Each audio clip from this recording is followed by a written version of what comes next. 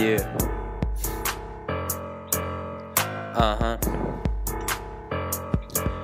Ayo, mester Kandaules var hersk i Sardes en gang. Jeg kan allerede fortælle, det bliver en meget trist sang. Kandaules kone, hun var vidunderlig.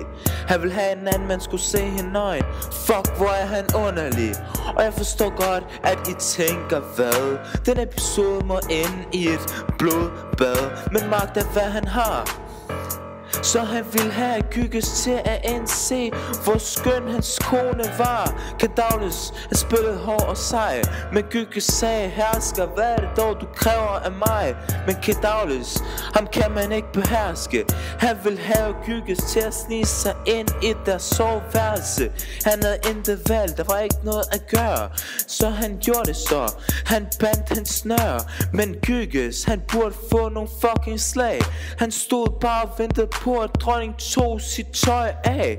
Så han er faktisk lidt pervers, han er lidt klam. Og hvad fakta er, at dronning rent faktisk så ham. Hun så ham, og hun sagde ikke en skid. Senere tog hun fat i Gygges og snakkede om sin ærbarhed. Hun sagde, at hun ikke var nogen skø. To havde set hende nøgen, sådan en, han var nødt til at dø. Yeah, yeah. Jo, hende der damen, hun var jo for vild, men egentlig var hun også ret snil. Hun troede Gygges på hans liv, han skulle dræbe Kandaules med en kniv.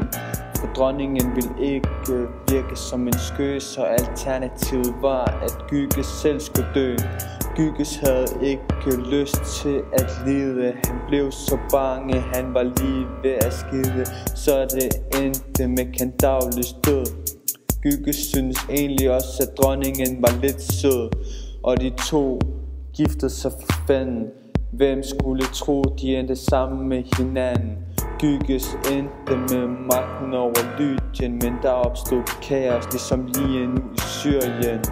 Folket havde et problem med Gygges på tronen, som han blev tildelt, da han giftede sig med konen. Men de kunne ikke løse problemet, så de søgte hjælp hos oraklet.